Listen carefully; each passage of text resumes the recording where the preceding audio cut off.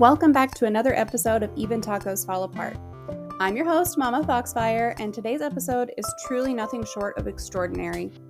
I have a remarkable guest who's joined me, Terry Tucker, and his story is a testament to resilience, sustainable excellence, and the art of leading an uncommon and inspiring life.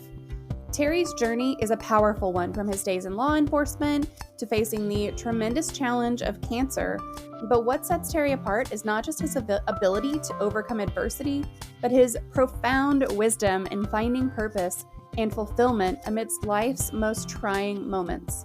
In this episode, we dive deep into Terry's experiences and insights.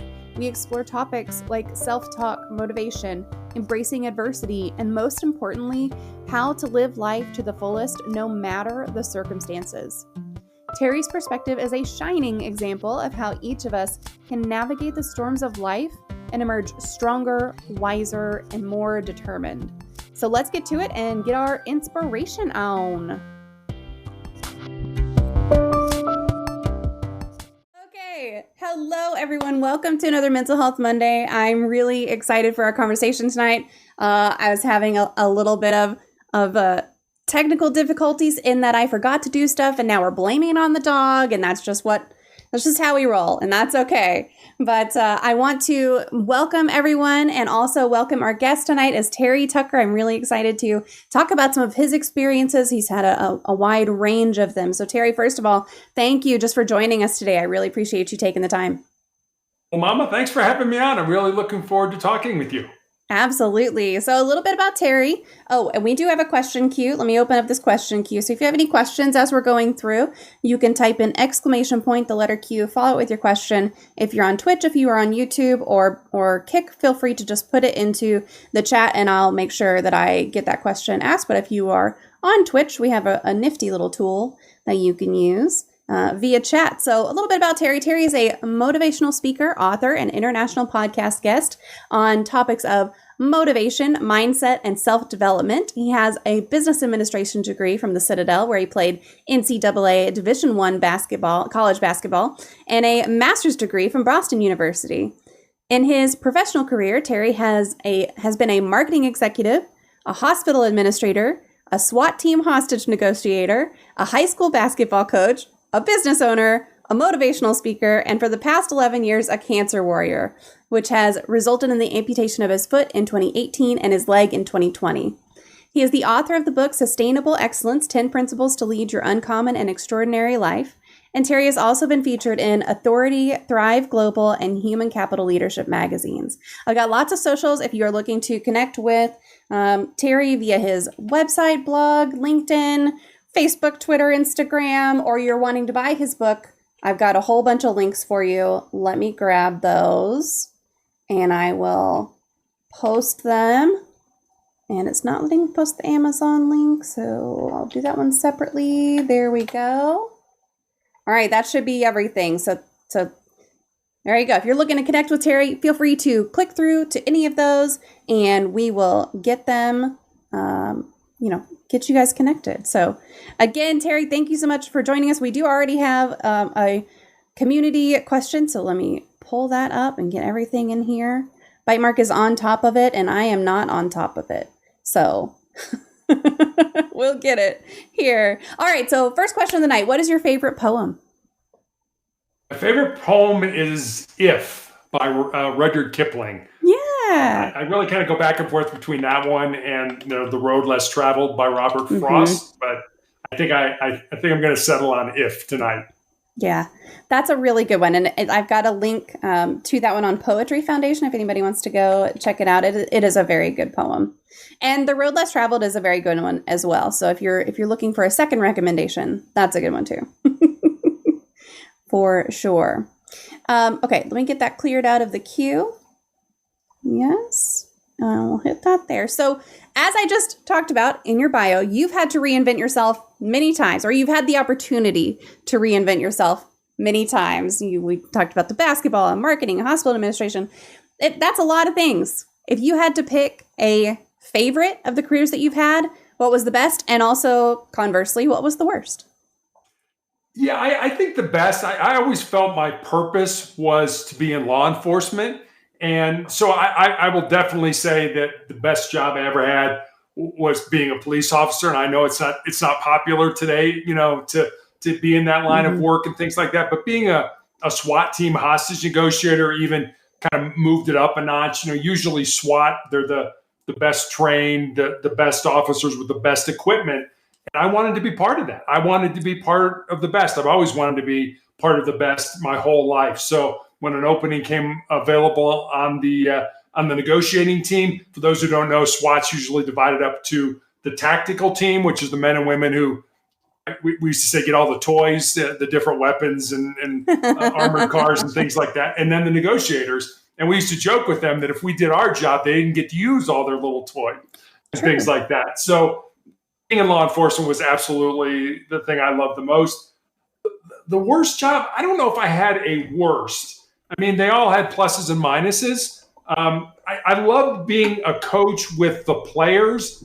I hated being a coach with the parents because the parents wouldn't allow, it was like your kid is going to fail. Your kid may not play. Your kid, isn't working hard. Now, all the things that you learn being part of a team, parents kind of helicopter, it's like, no, I want my kid to do this. And why? No, it's not about your kid. It's about the team. And the parents kind of took away some of the joy, at least for me, of coaching. And I coached girls at the time, which first time I ever did that in high school. It was a great experience, but it was totally different for what I knew growing up playing basketball in high school and college. Yeah. Yeah, I could definitely see coaching. I coached my kids' rec team for one season. And that was enough. And all of our parents were very supportive soccer. All of our parents were very supportive and everything. But there was still a lot of let's make sure that everything is fair. And I did I had a big focus on let's make sure everybody gets equal play time and everything. And still got complaints. So you just can't do everything right. You just can't. No, you really can't. And I guess I just wish parents, I mean, if I'm not coaching my kid, I'm not saying a word. I'm not going to badmouth the coach. I'm not going to do. And I did coach my kid in high school, and that was, sometimes you should go home with mom because dad's not in a good mood right now. So. That's fair.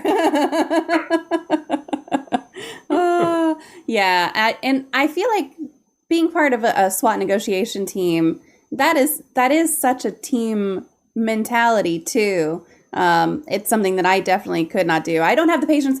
I would not have the patience to be a teacher. I would not have the patience to be a negotiator. Neither one of those things. So good for you.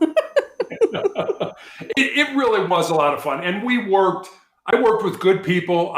We had a psychologist that was attached to our group that we would train with. And, we would do scenario-based training. That's really kind of, who knows, let's throw something out there and try to negotiate it. And then we would debrief. And that's really where you got all the information. The psychologist, might say, did you ever think that this person might be schizophrenic and they're off their medication? It's like, oh, I never thought about that. So it was just an entire learning process. And, one person can't know everything. So that's why being a group or being part of a team, really, it was the only way that you were going to be successful doing that type of work. Yeah. It's neat that y'all had, was the psychologist part of the team or did y'all just work with someone?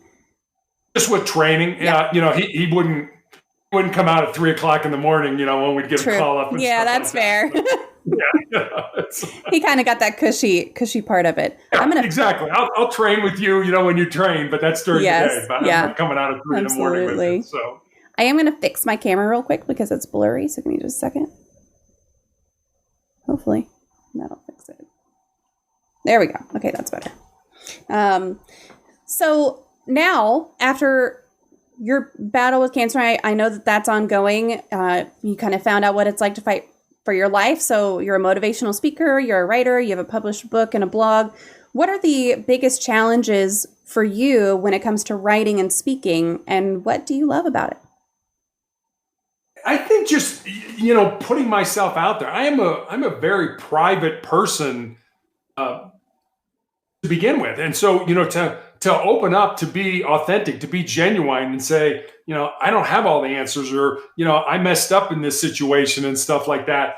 It is, it's not something I think any of us like to admit, Right. but it gives you credibility. I don't want anybody to ever say that, oh, that Tucker, he's a know-it-all. I don't know it all. I have learned things certainly during this 11-year battle with cancer, and certainly during my time as a negotiator and as a coach and playing college basketball and things like that have kind of all come together now. And I just try to put those things out there. So I think that was the hardest thing for me to do, was to be authentic, to be genuine. What was the second part? What was the... What do you love about it? I mean, just the interaction with people. I have been fortunate to be a guest on podcasts with people all over the world. Mm-hmm. Africa, Australia, New Zealand, Canada, the US, Europe, all kinds of places. I have yet to have a bad experience. People are so gracious. They're so caring. They're so, interested in your story and things like that it is, for me, still going through cancer. I don't get out a lot. Yeah.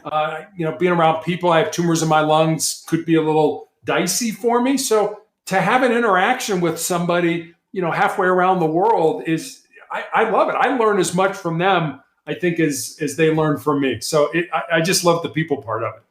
Absolutely. It's really cool, especially if you're on, we're both in the US, you're in Colorado, I'm down here in Texas. And it's cool if you're on with someone in Australia or like South Korea or something, because then you see the daylight coming through their windows when it's nighttime for you, or vice versa. It's really neat to just be like, man, the internet really lets us connect. It really does. You're talking to somebody and it's the next day and it's like, hey, how's tomorrow going to be for me? I mean, it really is fun. And that's the great thing about technology, and I'm old enough to remember when, we had a rotary dial phone in the kitchen and that's all we had. And that's how you communicated. I mean, today with all the technology we have, it's just amazing what we can do. It is. It really is. Well, I think you kind of answered one of the community questions from Twitter, because we had someone on Twitter who was asking, they're from Uganda. They said, kind of, what are your operation boundaries? And I think what they were trying to ask was, how widely do you share your story? How widely do you offer,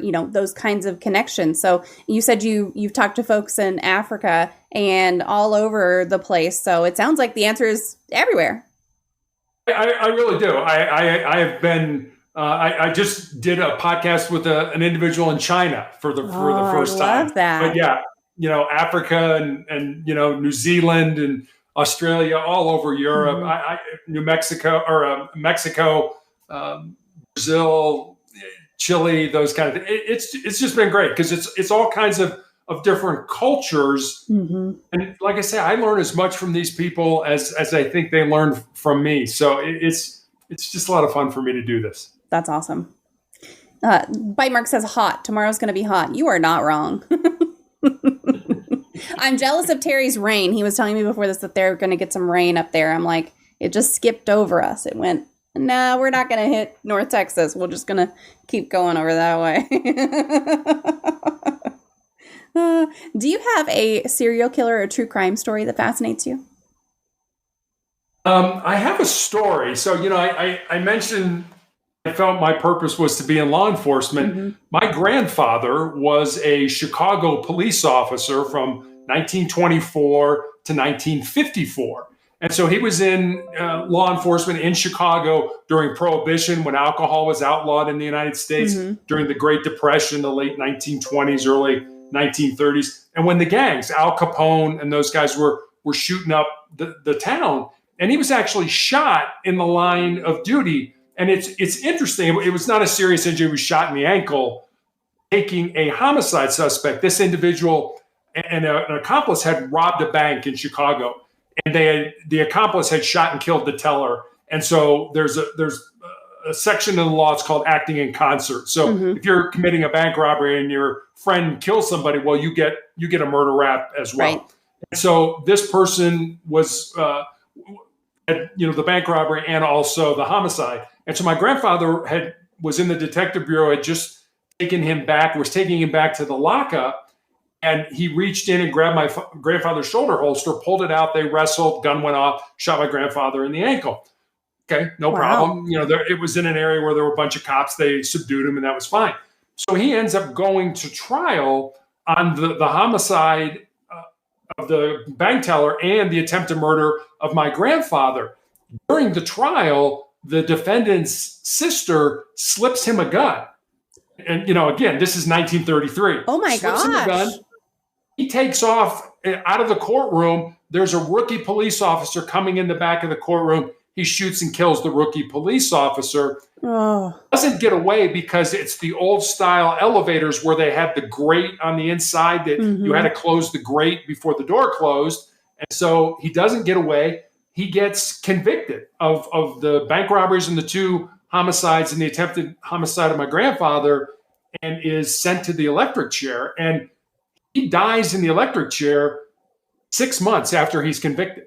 Wow. And it wasn't at the Joliet State Penitentiary in Illinois. It was at the Cook County Jail. And on the day he died, 2 other people were electrocuted as well. Were put to death as well. So I have a scrapbook from my grandfather and this, all the articles in it and his picture and all that kind of stuff. So that's kind of my true crime story, because it actually did happen to somebody in my family. Wow, man, that poor officer just coming into the court, and that's awful.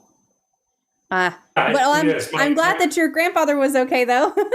Yeah, I mean, it was weird. The doctor said that the bullet kind of weaved its way around his tendons and came out the other side of his ankle. So he never walked with a limp or no lasting like damage. That. Oh my gosh, that's crazy. It really was. He was very lucky. Yeah, that's awesome. I mean, listen, if you can get shot in the ankle and then not walk with a limp for the rest of your life, like, that's a story to hold on to. Especially back in 1933. Yeah. I mean, trauma medicine in 1933, a whole lot different than trauma medicine in 2020. Absolutely.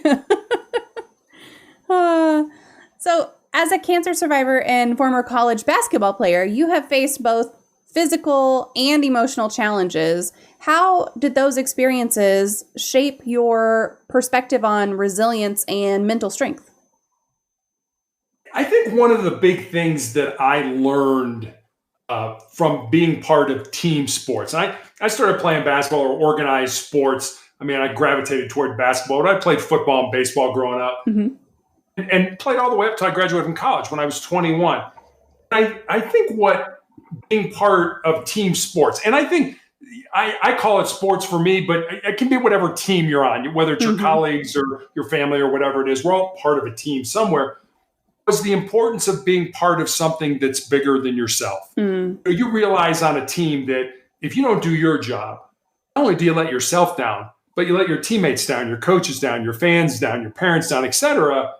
If you think about it, the biggest team game that we all play is this game of life. So for me, this is not, I've not been able to survive 11 years with cancer. When I was diagnosed, I was told I'd be lucky to live 2 years. I couldn't have done that without my family, without my friends, without my faith.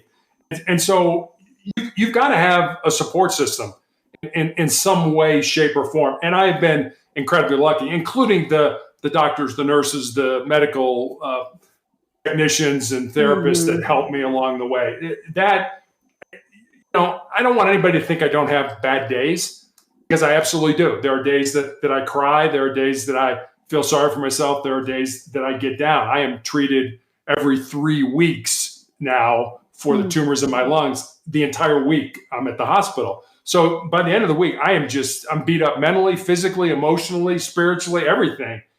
And I get down, but I think we get to a point in our lives, and I'm going to tell you a story. It's going to sound kind of goofy, but it's a true story, so hang with me here. So back in the 1950s, there was a professor at Johns Hopkins University. Did a study with rats. It was a real simple study. He took rats and he put them in a tank of water that was over their head. And he wanted to see how long the average rat could tread water. The average rat initially treaded water for about 15 minutes. And just as those rats were getting ready to sink and drown, he reached in, grabbed them, pulled them out, dried them off, and let them rest for a while. He took the exact same rats and put them back in that exact same tank of water. The second time around, on average, those rats treaded water for 60 hours. Wow. Think about that. First time, 15 minutes. I'm just not going to fail. My business isn't going to go under. Right. I'm going to die. My life is going to be over. And the second time around, 60 hours, which said to me two things. For one, the importance of hope in our lives, that we have to believe that maybe not today, maybe not this month, maybe not even this year, but if we keep doing the things we know we need to do to be successful, eventually we're going to get to that point. And the second thing it taught me was just how much more our physical bodies can handle than we ever thought they could. We give up, we quit. I mean, don't get me wrong. I think everybody has a breaking point. Sure. That breaking point is so much further down the road, and we give up much sooner than we should because we're not even close to being at that breaking point. So those rats knew. They were like, okay, well, I got rescued the first time. I'm going to get rescued this second time. I just got to hold on a little longer. And you just got to keep telling yourself, I just got to hold on a little longer. Yeah. Wow. That's interesting. It really is. If you think about, how many times do we quit? How many times do we give up? And not only do we quit or we give up, then we've got to blame somebody. Right. We don't, very few people take personal responsibility for their own success and happiness. And I know when I got cancer, people were like, well, who do you blame? Like, what do you mean, who do I blame? Well, you must blame somebody. And I had all 88 genes that doctors either know of or suspect cause every form of cancer that we know about, tested a couple summers ago. And I have absolutely no mutations in any of my genes, which sort of begs the question, why did I get this very rare, unique form of cancer? Nobody's ever been able to answer that question. And I don't spend a lot of time worrying about why I got it. Sure. I have it. I mean, it's cost me some body parts and things like that. It's not the dying. It's not the why did it happen. It's like, what can I do? How can I live, with what I have? And so I always encourage people, so many people will never get to where they want to be in life. They won't stop whining and complaining about where they're at. Take personal responsibility. You know what you want out of life. Use your unique gifts and talents. Figure that out, what your purpose is, and then go after it. Yeah. See what happens. It's the people that quit, that give up, that want to blame other people, that they never get anywhere in life. Yeah. Well, and in that, going back to that study, maybe they never had someone who they knew was going to be there for them. Maybe that's why they give up. Maybe it's because they haven't found that person who's going to be like that scientist. I mean, maybe that's a bad example because the scientist did put those rats in that situation. He did. It goes back to being part of a team. I mean, I would be dead if it hadn't been for my family and my friends and my doctors and things like that. You can't do it by yourself. I mean, life, if COVID taught us anything, it taught us how we need each other. Yes.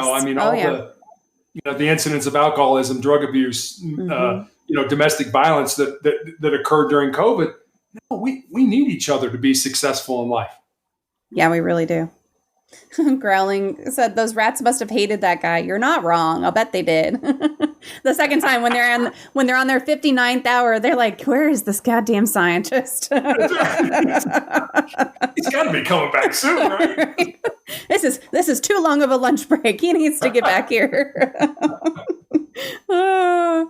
So you touched on something that I talk about all the time. Everyone has dark days. And if you haven't had dark days, I'm glad. I hope you never had one. But I feel like everyone does have them. So throughout your journey, when you faced a dark day, or when you know that you've got a treatment coming up, next week, and you're trying to mentally prepare for it, or any situation in your life, what role has mental health played in your overall well-being and your ability to navigate through some of the adversity you've been through?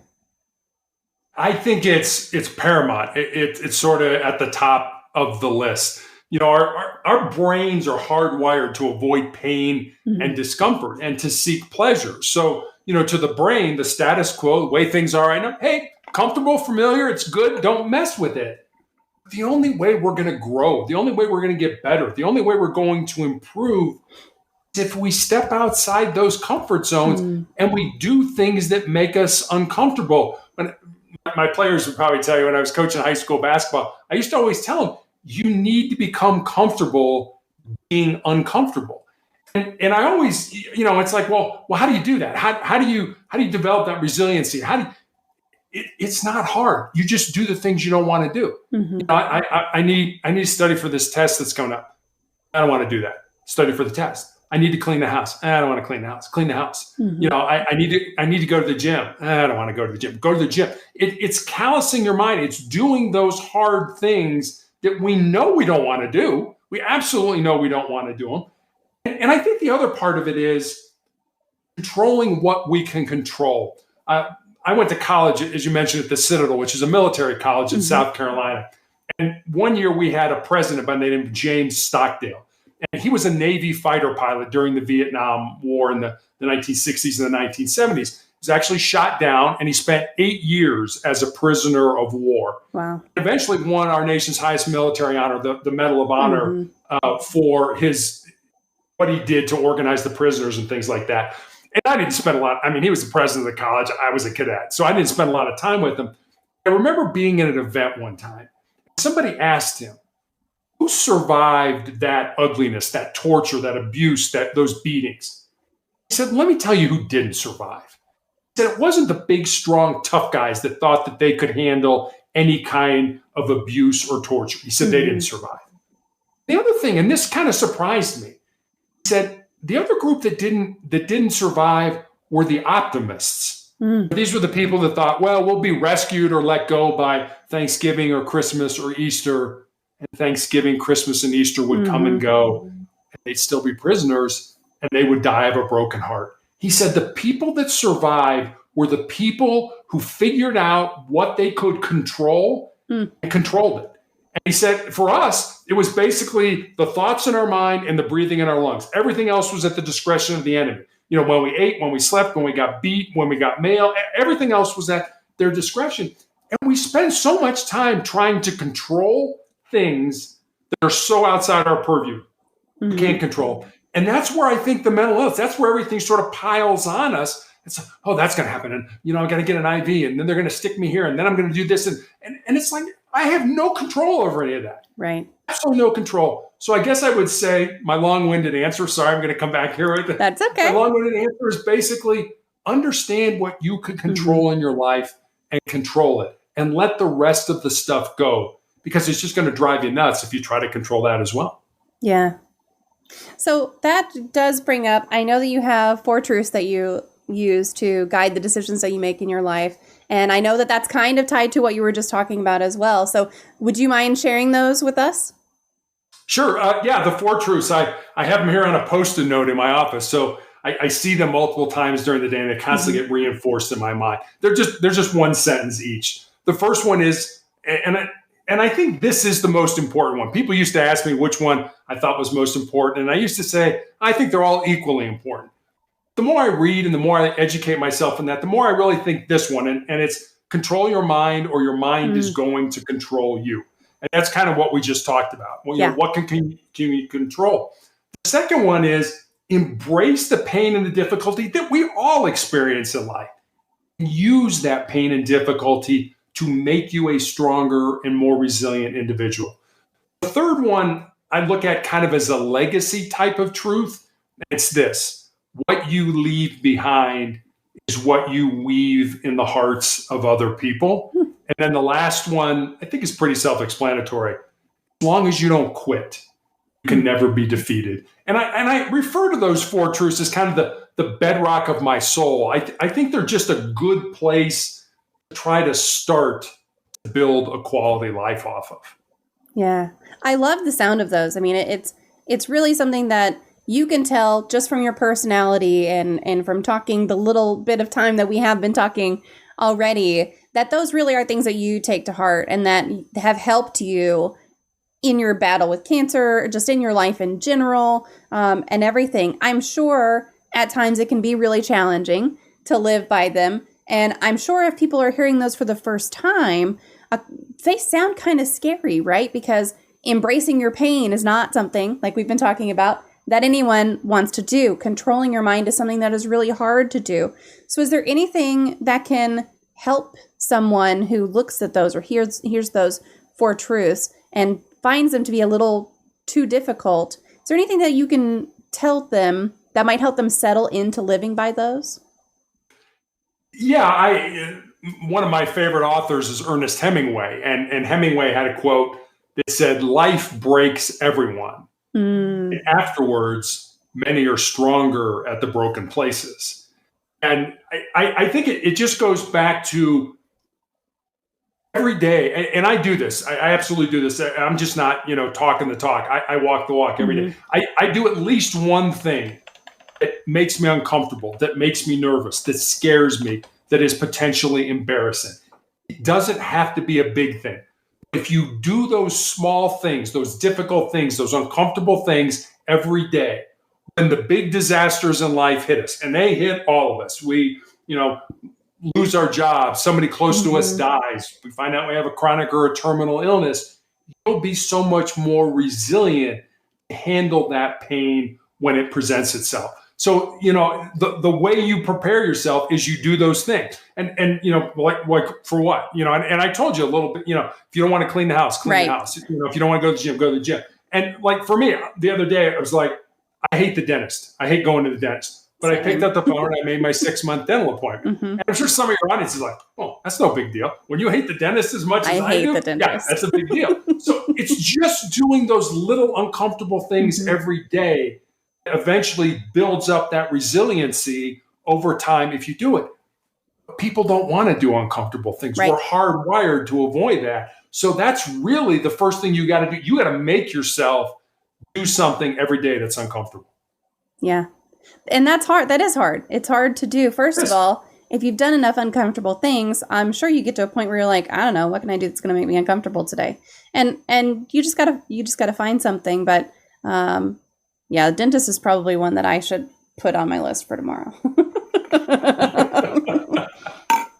I have had not great experiences with dentists, and it has caused me to really not like them. I do have 2 kids. They do go to the dentist.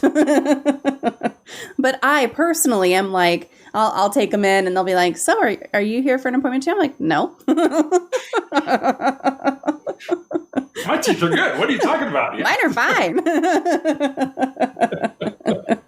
Yeah, absolutely.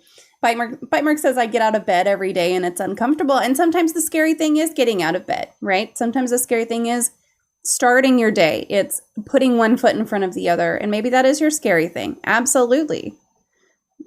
It is. I'm really going to date myself now, so, bear with me here. But back in 1976, it was our country's 200th bicentennial. It was the bicentennial of the United States. It's also my 16th birthday.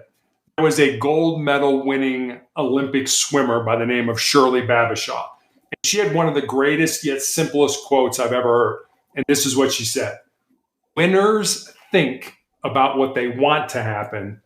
Losers think about what they don't want to happen. So winners can override their negative brain and focus on the things that they want to occur. Losers, on the other hand, can't see the value of pursuing a goal or a dream. Again, going back to what I was saying, most people will never get to be where they want to be in life. They won't stop whining and complaining about where they're at. Yeah.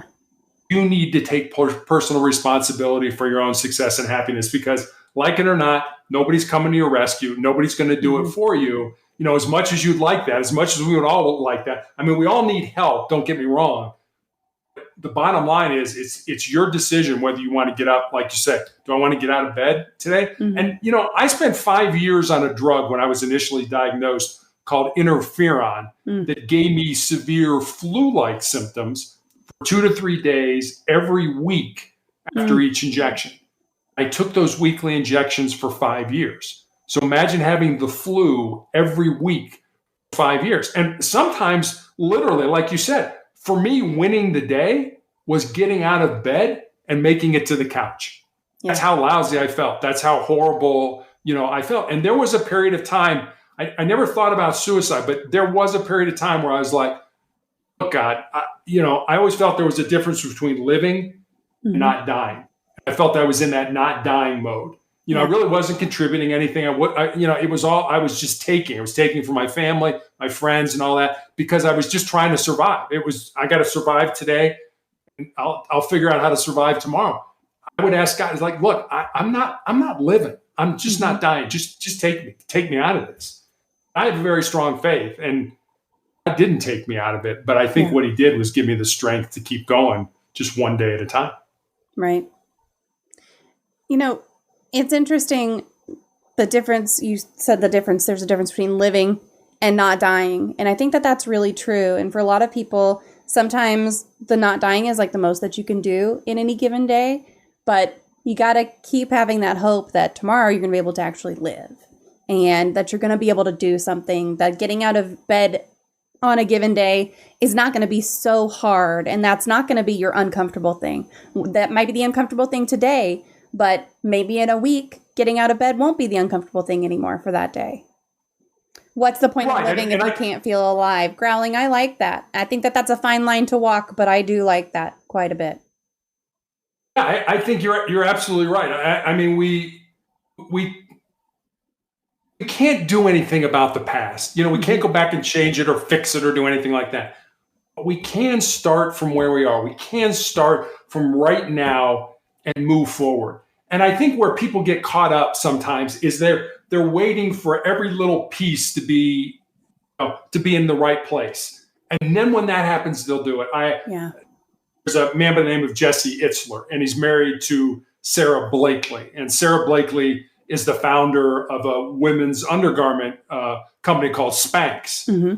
And Jesse talks about how when she was starting Spanx, she didn't know anything. And I realize this is sort of an economic or a company story, but she didn't know anything about marketing. She didn't know anything about finance. And the point of his story was, if she would have waited until everything lined up perfectly before she started Spanx, he said, I guarantee you somebody else would have started it before her. Yeah. Sometimes you just got to jump in with both feet and figure it out as you go along. That's mental resilience. That's that toughness of, I don't know, but I'm going to go find somebody that does, and I'm going to pull them in. That's part of the team. I'm going to make them, part of this group. And I don't know anything about that. I mean, when I started my blog, it was 4 pages long. I'm telling you the truth. It took me 4 months. I had no idea what I was doing. My daughter could have done it in 15 minutes. But I didn't know what I was doing. I had to go learn. I had to educate myself. And I knew I could do it. And it was just a matter of, okay, I'm going to quit for today and I'll start again tomorrow and things like that. So understand that, you can't do anything about the past. You can just start from where you are, even if you don't have everything in a row. And just jump in, see what happens, and see where that takes you. Yeah.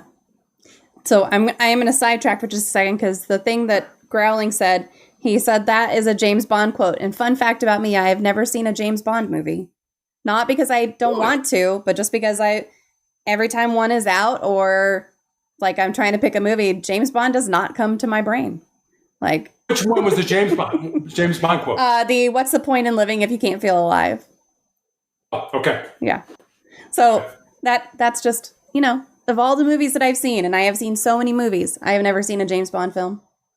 And there's so many of them. We need to have a binge watch over the weekend, right? We need to have like a community movie watching and watch it all together. Absolutely. I do want to go back to one thing that you said, because it reminded me, and I'm going to have to retie my brain to it, because you said something about looking like winners. What was it? Winners think about what they want to happen. Losers think about what they don't want to happen. That's the one. So that is something that I have tied now to teaching my kid. He's learning to drive. He's got his learner's permit. And I'm like, look, you can't think about all the bad stuff, because people are idiots. That's the main thing that I'm teaching my child with teaching him how to drive, is people are idiots. Other people are stupid sometimes on the road. They forget everything. and it's just, they don't drive very well. And I wish that I could control that, but you can't control it. So first of all, you can't control other people. But second of all, you have to think about all the things that you want to have happen while you're driving. You look where you want to go. You make sure that you are paying attention to your goals with the day, which is just getting to where you're trying to go safely. And we talk about not texting while you're driving and like all of the things. And there's nothing more important than getting there safely and all that stuff. So it's one of those, you got to take every opportunity when you have kids and teach them those little lessons. But maybe I need to take that a little wider than driving and just talk about that as a life life skill as well, because that's a really good point. But I think that it is important. Sometimes an idea gets floated many, many times before it's kind of like everything. It's not. They used to talk about relationship. It's not so much meeting the right person as it is meeting the right person at the right time. And the same thing. Hey, I've got this great idea. Yeah, no, not now. Hey, I got this great idea. No. Hey, I got this great idea. Oh yeah, okay. Now is a good time to do that. So sometimes it's that reinforcement. You've constantly got to. We did that with our daughter as well. You can't just say it once. You got to say it over and over until they get sick of hearing it. But yeah, that's true. Piper says that, and that is the main thing about driving for real. That other people are idiots is that I'll bet that's what you're talking about, because it's true. I can't, every time we go out driving, I'm like, you remember, you got to watch for the idiots. I can't stress enough how much you're not in control of other people when you're driving. So you just have to control yourself. If it takes you 10 minutes extra to get there, that's fine. I mean, being a policeman, I've seen the ramifications of people doing stupid stuff that aren't going home to their families. Yeah. So. And my father, his grandfather, is a retired fireman paramedic. And so he is also stressing, like, and my grandfather, his great grandfather, was a funeral director. So like just all around, we've got people reinforcing, you need to send a text. You need to pull over and eat. You need to pull over and take a nap. A job might say it's really important for you to get here on time. You tell them you have mom's permission not to get there on time because it was safer. Like, they can call me and complain to me. Yes, you're right. The 2 rules of the road I use: don't drive like an idiot and expect everyone else to drive like an idiot. Okay, so I'm not the only one.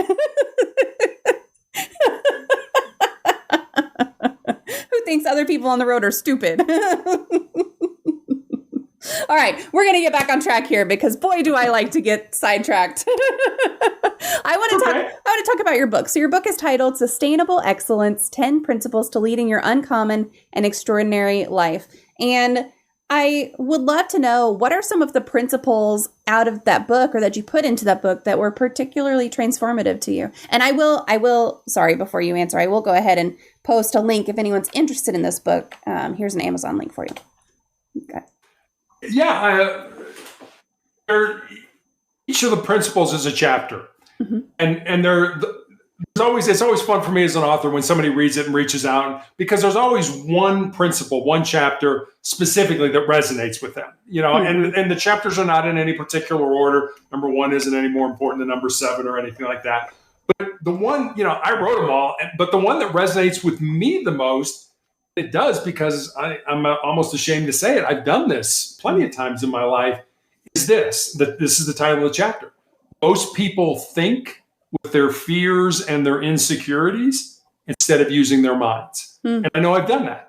I wanted to do something, to start a business. Oh, wait a minute. Maybe I'm not smart enough, or maybe I don't have the right information, or what will people say about me if I fail? That's thinking with our fears and our insecurities. That is not thinking with our minds. And I always used to tell, especially young people when I was speaking, and now that it's starting to pick up again, especially young people, I always tell them, there's something in your heart, something in your soul that you believe you're supposed to do, but it scares you. Go ahead and do it. Because at the end of your life, the things you're going to regret are not going to be the things you did. They're going to be the things you didn't do. And by then it's going to be too late to go back and do them. So that's one of the chapters that I like. There's a chapter in there about being part of something that's bigger than yourself. There's a chapter in there, and this is going to sound probably counterintuitive, but there's a chapter in there about failing, and failing often, especially when you're young. But for some reason, younger people today, somehow, they look at entertainers or sports figures, or, the rest of us, companies or doctors, lawyers, whatever. We look at people and we think, oh, that person is successful. And we think somehow that person never, I always say that the road to success is paved with failure. My daughter took after me height-wise and actually played basketball at the United States Air Force Academy and had a great 3-point shot. Everybody would see that in the game, but what they didn't see is all those hours in the summers in those hot, sweaty, muggy, stinky gyms where she was putting up thousands and thousands and thousands of shots so that she would be capable of doing that in the game. There was a San Francisco 49er football player by the name of Jerry Rice, Hall of Famer. And he used to say, today I will do what others won't so that tomorrow I can do what others can't. I like that. And I love that. It's like, I'm going to do something today while you're sleeping in. And I think, I would work with her in the summer, and we'd have, sometimes really nice gyms all to ourselves. And it's like, where's everybody else? They're sleeping in. We're out here doing the work. That's why when you play, we always used to say when I coach, good teams are made during the season, good players are made in the off season. So you're taking this time to make yourself a better player so we can be a better team when the season starts. Yeah, absolutely. That, that's something that I feel like my kids are both in music lessons right now. And my 16-year-old has been in music lessons before, and now he's back in them. And he does great about practicing, right? He'll get his violin and I'll hear him back in his room. First of all, I'll be like, what's that sound? Oh, okay. Violin. Got it. Cause he's got his door closed and his door's kind of, down the hall. So it's hard to kind of hear it. It's something that I'm trying to get my 9-year-old to understand because he doesn't want to practice. He just wants to go to his once a week, 30-minute lesson where he gets to be with his cool teacher. And I'm like, yeah, but that time could be so much better spent if you would spend your time during the week practicing. And so that's something that I'm trying to instill in my kids as well. But it's hard. It's a hard concept to understand sometimes. It is, and especially for kids. I mean, their attention span is short, and if you want them to do something, you have to make it fun. If it's not fun, they're not going to do it. I mean, I want you to play football. I don't like getting hit. I don't want to. I'm not going to. So if you don't enjoy it, if it's not a passion, we sometimes, I think, interchange purpose and passion in our life. And I heard a great quote about passion. It's like, don't follow your passion, but bring it with you wherever you go. And I was like, I love that.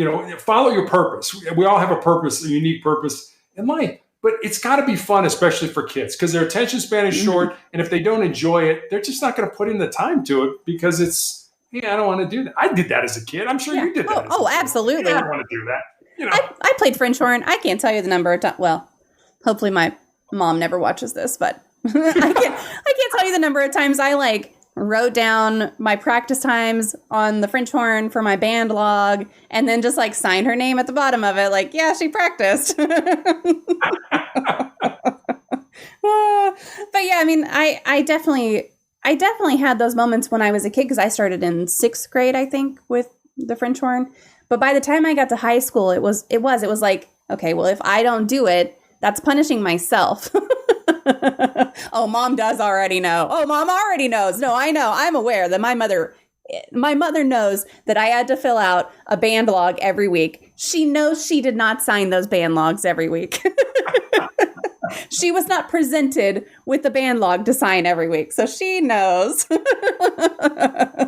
But maybe I shouldn't. Maybe my band teacher, maybe Mr. Call will watch this. My band teacher will watch this and be like, Yeah. But yeah, it's something right now. His reward for practicing is, okay, if you practice, then we'll go over to grandma's and you can play grandma a song. And so it's like, and we go over there anyway, but now it's just, I kind of tie it to you got to practice and then we'll go reward, so. But exactly. He's going to retroactively give you a bad grade. Oh, Lord. Can't have that. Your transcript? Yeah. Yeah, I really thought grades mattered when I was in school. I was a straight A student and 4.0, graduated college, summa cum laude, and all this stuff. And it's like, not once has my employer asked what my grades were. I mean, but that's what, that should be what education teaches us. Not so much facts. It should teach us how to be critical thinkers. It should. Like, where can I go to get that information? Right. And we don't do that. We're teaching the tests and don't get me going. No, I'm with you. I'm with you though, because the reality of today is if I want to know who said something out of a James Bond movie or which James Bond character said that, I can Google it. I can find that out. That information is at my fingertips. But if I don't know where to go to find that information, if I don't even consider that I can find that information, that's something that, so ChatGPT, all the rage, right? I don't use it very often. I use it to help me write an Excel formula that I can't figure out. Now, the problem is ChatGPT is not always correct with Excel formulas. It will pretend like it is very correct, but I have the skills to look at something and say, okay, that's very close. You need to change this close parentheses to an asterisk, add this, and then put a close parentheses. So I know enough to change what I can see. And it's like, if I hadn't learned everything that I did learn, I wouldn't know that much about how to make it work for me. So it's just making the tools work for you, and you got to figure out how to do that. And I think that a lot of what we learn in school is not quite that yet. I do think that they made a lot of changes to try to make it a little better, but there's still so much focus on standardized testing. So it's ridiculous. But there are, and going back to chapters in the book, there's a chapter in the book about remaining curious. I think that's incredibly important. That we a lot of times tend to get to a point in our lives where it's like, I'm good. I know enough to survive. I know I'm a know-it-all. I know all this kind of stuff. But no, you need to be a lifelong learner. You need. There was a great quote. I forget who said it. It was something like, "The illiterate of the 21st century will not be the person who cannot read and write. It will be the person who cannot learn, unlearn, and learn something new." Mm-hmm. I think that's the point. Think about just science or medicine and things like that in my lifetime, the things that we've been able to do. My cell phone has more computing power than the Apollo, spacecraft, the Apollo 11 spacecraft that went to the moon. I would have never thought about that when I was watching men step on the moon in 1969. So, you've got to be curious. Why? Ask how, what, why questions and educate yourself. Yeah, absolutely. That actually ties to what Bitemark says, because she said, laugh out loud at my math teacher saying you're not always going to have a calculator in your pocket, because we definitely do have calculators in our pocket now. Yeah. But it is much easier. It is much easier sometimes to not have to pull out your calculator and just be able to do that stuff in your head, for sure. Exactly. I remember my grandmother, she would sit down every day and it would be, 1,768 and 3,294, and she would have this whole column of numbers and she would add them up just in her head, and it would probably be 10, 12 numbers. Mm-hmm. And she did that every single day. She had these big column of numbers that she would. Oh, that's great. It kept her sharp. Yeah. So what are some of the stumbling blocks that are common when someone is looking to find their uncommon and extraordinary purpose, and how do you help people overcome those? The short answer is us. We get in our own way. We aren't willing to put in the time. We aren't willing to put in the work. And it really comes down to, I think, purpose in life. And let me rephrase that, because I think a lot of times we think we have a purpose in our life, and we do. I think that word, it's purpose in the singular. And I think it should be purpose in the plural, purposes. Because I think just on my own life, when I was younger, I ate, drank, slept basketball. I really think sports was my purpose when I was younger. And even though I've had numerous jobs, I feel that the time I spent in law enforcement was a purpose. It was something I was supposed to do. Mm-hmm.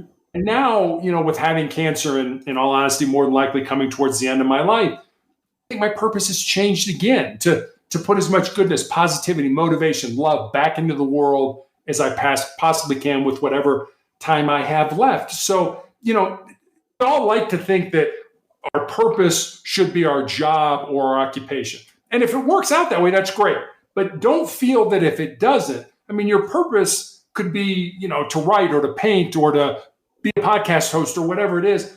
But your job is over here, and that's what you do to pay the bills. They don't have to be the same thing. So I think the first thing is to figure out your purpose in life. Viktor Frankl, the concentration camp survivor during World War II, said, we have a moral responsibility find and live our purpose in life. And people always ask me, well, how do you do that? Well, you figure out what you're good at. What are your unique gifts and talents? And then you do stuff. And don't feel bad. I mean, try something. Oh, I didn't like that. Okay, try something else. Don't pigeonhole yourself. And I think that's the other part. We get comfortable. I'm in this job. I'm making decent money. Not real motivated. It's not very challenging. But you know what? I'm comfortable. So I'll stay here. And all of a sudden, 30 years goes by and you're like, wait a minute. What happened? I read a great book, and I wish I could remember the name of it. It was written by a man by the name of Jason Pfeiffer, who's the editor-in-chief of Entrepreneur Magazine. And he talks about when he got out of college, he said, I went to work for a small-town newspaper. And he said, I found out real quickly I wanted to be an editor. He said, so I took a job with a company to learn a certain type of editing. And once I learned that, I took a job with another company to learn a different type of editing. And once I learned that, I took a job with another company. And so the point he was trying to make is I knew there were certain things I wanted to learn. I went to work to learn those things. And now I'm the editor-in-chief of Entrepreneur Magazine, which is where I want to be. I was able to take all that and put it into something that I enjoy. So find your purpose in life based on your unique gifts and talents. I'm not good at math. So if you said, Terry, go be an accountant, I would struggle. I would struggle with that. But I'm better at writing. I don't know if I'm good at it, but I'm better at writing and speaking and things like that than I am. So figure out what your unique gifts and talents are and use those to find your purpose in life. And I think if you do that, somewhere down the road, you'll eventually be happy. Yeah. And, I truly do feel like my purpose is what I'm doing right now. Like this is I call it a passion project. I don't really make money off of it. Someday, maybe I'll make money off of it. That's fine. But I have a day job. And then, so this is not my only purpose though, because I have 2 kids and my purpose is to raise them to be people that I want to have in the world and people who can help others in the world. And so you can have more than one purpose in the same moment even. It doesn't have to be across a career. It doesn't have to be, in my day job. It doesn't have to be at night, anything like that. You can have purposes living side by side. You just have to identify what they are because sure, you can be a parent and just be a parent. Just do whatever you need to do to get by. And if you don't really have any goals as a parent though, like, are you going to instill the values that you want to have out in the world in your kids? It's something that you just got to consider and you got to think about and you got to think through. I think. Well, I think you made a huge point right there is that, we all we concentrate on our goals. What are our goals? But what you just said was values. Goals don't work if you don't have values. Yes. If those goals aren't tied to anything, if there's no foundation or no anchor for them, and those usually are your values. What are you willing to give your life for with the understanding that you may never be successful at? It's so ingrained in you. It's a value. It's character, it's humility, it's family, it's love, whatever it ends up being. Then figure out what your goals are and tie those goals to your values. And where do you learn those values? You learn them in the home. I remember I had a job interview for a marketing job, and I was meeting with the executive vice president of marketing. We met for 90 minutes, an hour and a half. We spent the entire time talking about from the time I was born until the time I graduated from college. Not one question about marketing, not one question about business. I said to him afterwards, I said, I got to ask. I said, your line of questioning just seemed a little, I think the word I used was interesting. I wanted to say goofy, but it was just interesting. And I said, why did you do that? He said, well, first of all, I've got plenty of people around me that will tell me whether you're good at marketing. He said, but I want to hire people of character, people of good character. I believe your character is developed in the first 20 years of your life. So that's why I asked you about that. And he made the point, he said, character is caught. It's not taught. You're not going to read a book or take a class and say, oh, okay, now I'm a person of good character. You're going to watch people, how they handle other people or how they manage other people or how they lead other people. you're going to say, I really like the way that woman handled that. Or, Mhm. man, that guy really blew it with that individual or something. That's how you learn character. And where do you learn that? I mean, in the first 20 years of your life, you're usually with your family and your friends. So we say, be careful who you surround yourself with. Yeah, absolutely. That is something that I've gone back and forth. So the team at my workplace, we hired several people who had no experience writing proposals, no experience with government work, no experience with architecture, engineering solutions, or anything like that. And my thing was, the recruiter would hold back resumes and be like, well, this person didn't go to school for this or that, or this person doesn't have any experience. I'm like, let me see those. Give me the whole stack. Unless there is a red flag in the resume, give it to me. Pass it through. Don't hold stuff back. And I wound up hiring people who had no experience because I can train you to do what I do. But what I can't train you to do is be a person who's going to get along with the rest of the team. That fit has to be there. And that's a great point, is that you kind of get that growing up. And if you're not careful in your friend groups when you're growing up, or you're not careful with how you conduct yourself in college or the years right after high school, however you spend those, that can have a serious impact on your life, good or bad.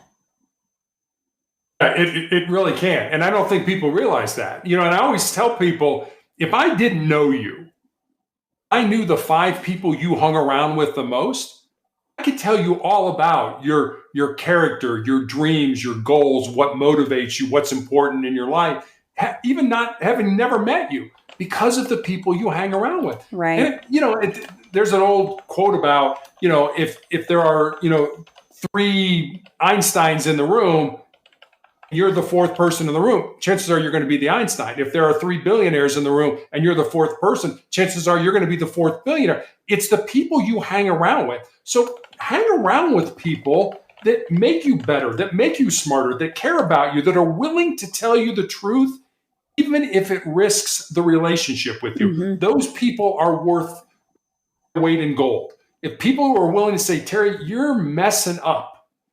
I know you're going to be mad at me because I'm telling this to you, but I love you enough. I care about you enough that I need to tell you you're messing up. You're making a mistake here. Those people, but what do we do with those people? We're like, you're not my friend. If you're not going to agree with me, you're not my friend anymore. No, those are the people you need to surround yourself with that are willing to tell you the truth, because there's so much fake stuff going on in the world right now. It's like, oh yeah, sure, whatever you want. No, tell me the truth. Tell me when you think I'm wrong. Because that's how we grow. That's how we get better. Surround yourself with those kind of people and you'll be better. Yeah. Bite Mark says, going back to the curiosity thing, that was something I encountered when I was working in a weird niche field. I became the subject matter expert in what I was doing because I wanted to know what all of the buttons did. And the higher ups wanted me to train other people, and I could for sure teach them how to do the things that I had figured out, but I couldn't teach the but why, how mentality. Yeah, that's a skill. That mentality is a skill that you have to put effort into and continue to have and not stifle also. Absolutely. I mean, when I was a negotiator, we used to always use how and what questions. We kind of stayed away from why questions, because in that environment, they sound accusatory. Yeah. Well, why'd you do that, Mama? Ooh, wait a minute. Is he accusing me? But, how or what questions, what the person didn't realize is, when I ask you a question like that, that question is designed to engage you to help me get you out safely. So it's not just me doing it. By asking how and what questions, we're trying to get you to come up with a solution that will get you out safely. And people didn't realize that most of the time, but that's why we asked the type of questions we did. Yeah, very pointed. As someone who has been through As someone who has been through significant life changes, what advice would you give to someone who might be facing an unexpected transition and seeking hope and resilience?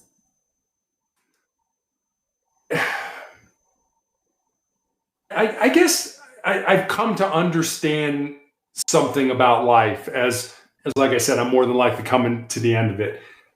We seem to think we are born empty. And that when we get out of school and we kind of get into life, whatever that looks like for you, job, military, whatever, we get into life, that our job is then to fill ourselves up. I've got to get a great education. I've got to get a good job. I got to make a lot of money. I got to drive a nice car. I have a nice family, great kids. And we fill ourselves up.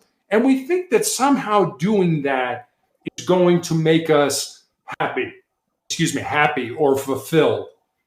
What I've come to understand is it's just the opposite. We're not born empty. We're born full. We're born with everything we need to be successful in our lives already inside of us. And all we need to do is find it and pull it out and use it to our benefit. So instead of being a person of, if I get stuff, I will be happy, I will be successful, I will be fulfilled.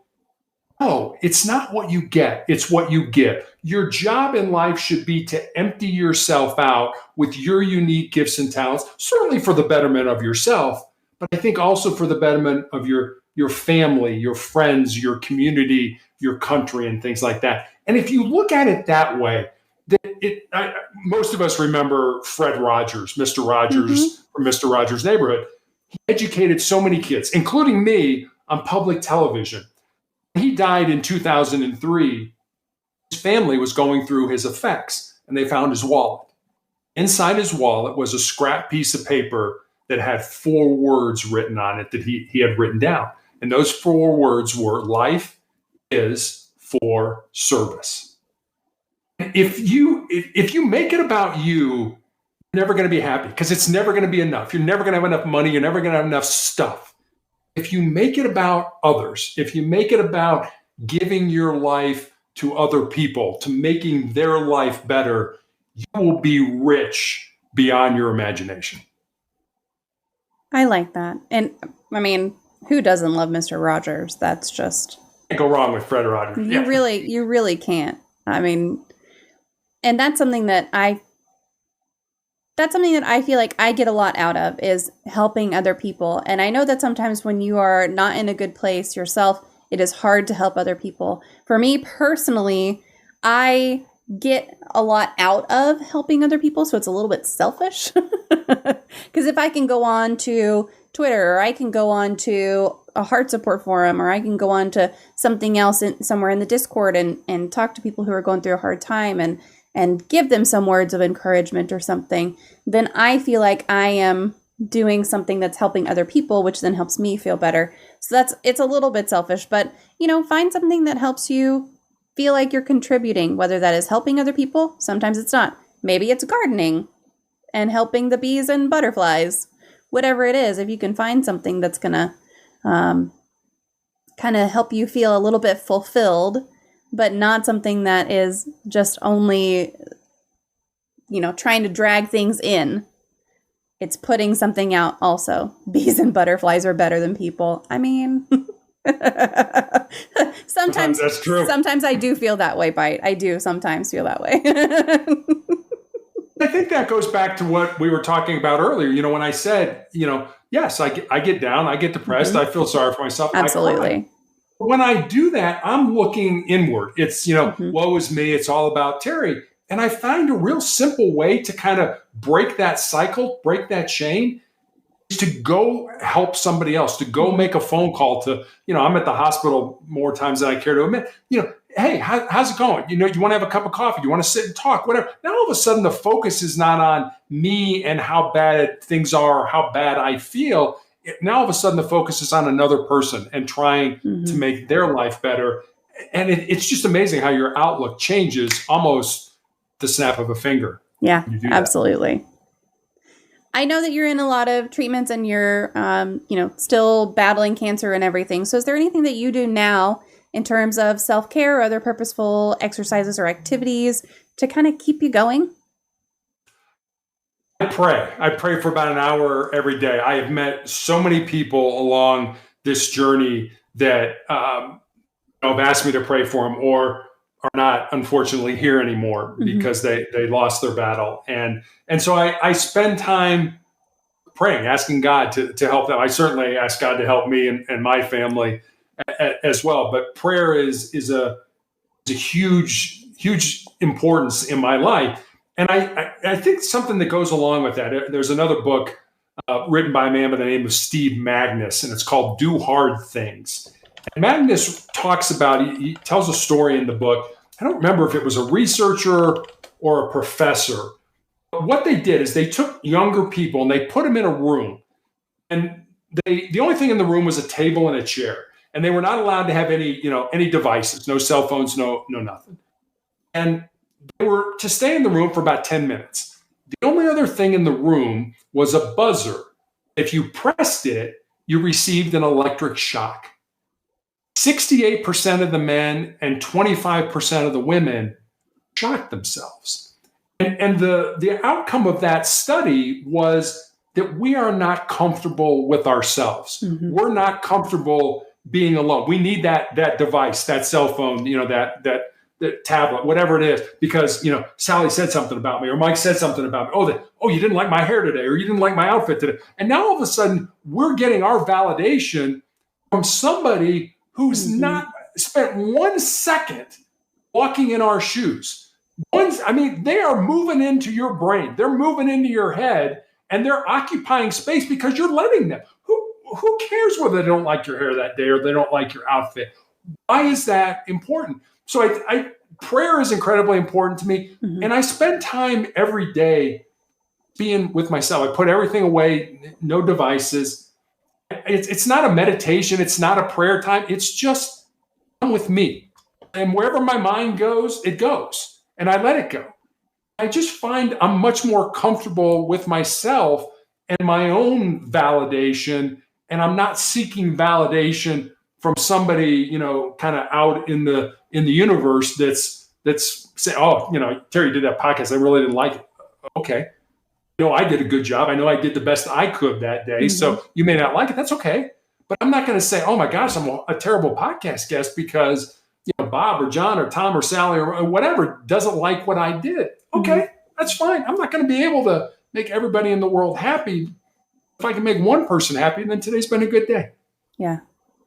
If you're looking for something hard to do and you don't know what tomorrow's hard thing is going to be, sit with no distractions whatsoever for try 3 minutes. No distractions, no anything. It's hard. It's really hard because I periodically try to do that as well. And then I do it for a little while consistently. And then I'm like, yeah, I don't want to do this anymore. Because it's not fun. Yeah. But I do periodically because the thing is, I love to read. And I had a guest. Oh man, I wish I could remember his name. He was talking about doing a week? I think it was a week of no phone, no social media, no computer, no video games. And then then he threw in and no reading. And I'm like, oh, I'm out.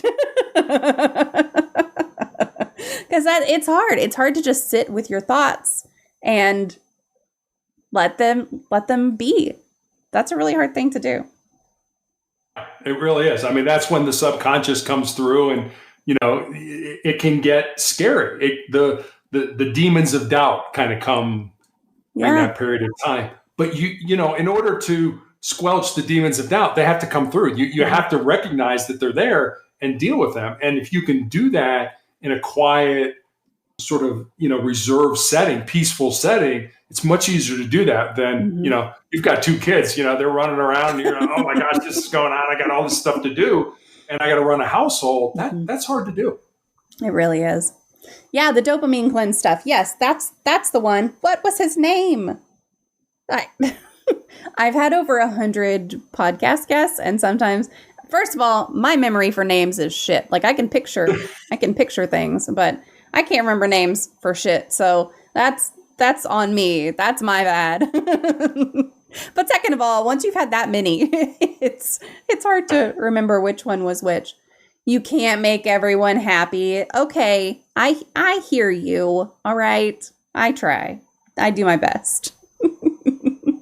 Joyce, thanks for being here today. I appreciate it. It's really hard. And we were We watched the movie 65 tonight that my 16-year-old and my 9-year-old did not want to watch it.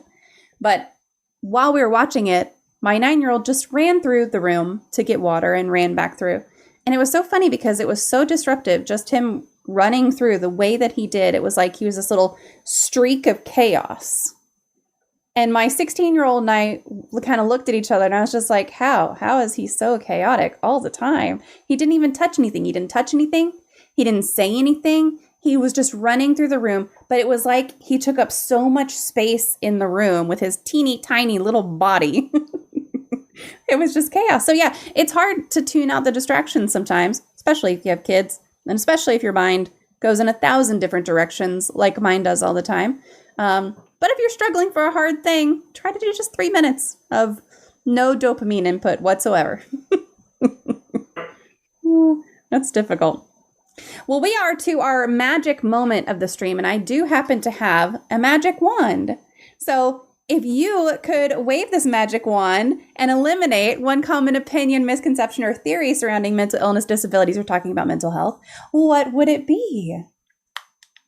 Yeah, that's a great question. And I don't know.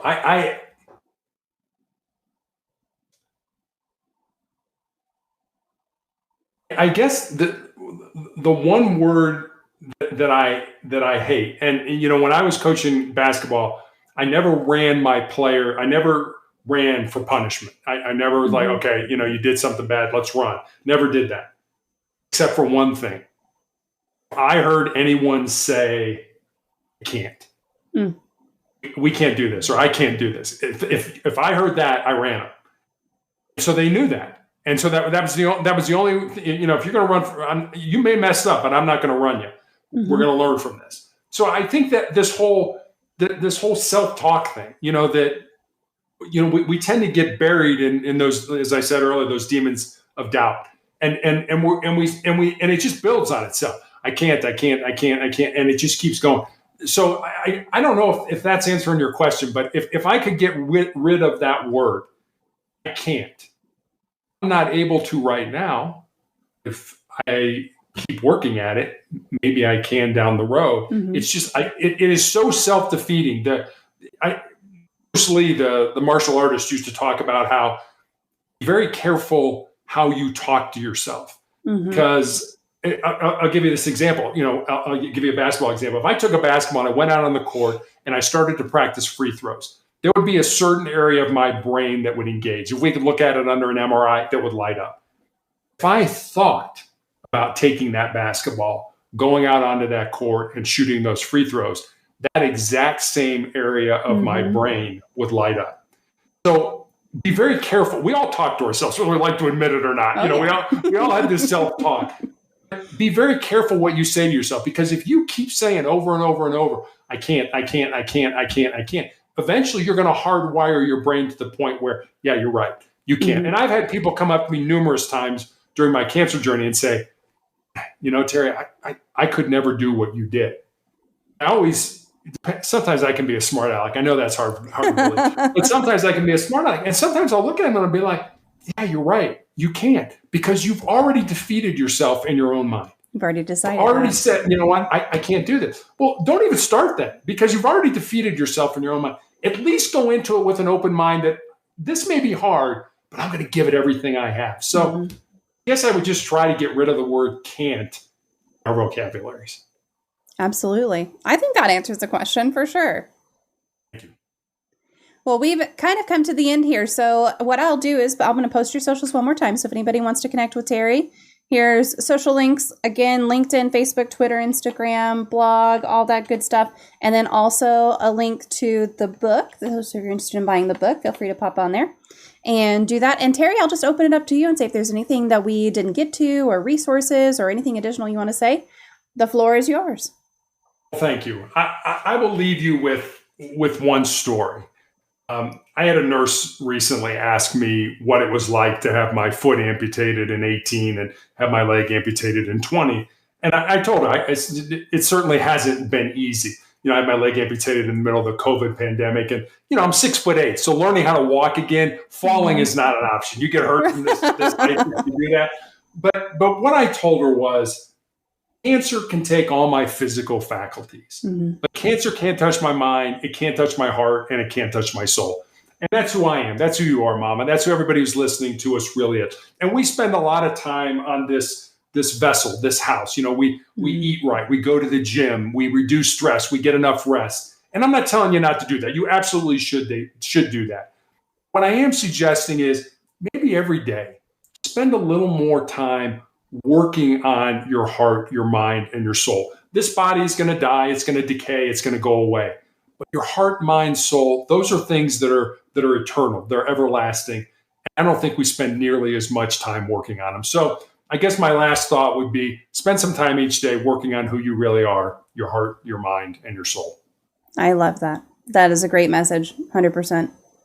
Well, Bite Mark says, thank you so much for being here. I had a good time, learned a lot, and now I have a new book to read. Yeah, absolutely. Thank you. And thank you, Terry. I appreciate you coming and spending this time with us. This was a beautiful conversation. Thank you for joining us. Mama, thanks for having me on. I enjoyed talking with you.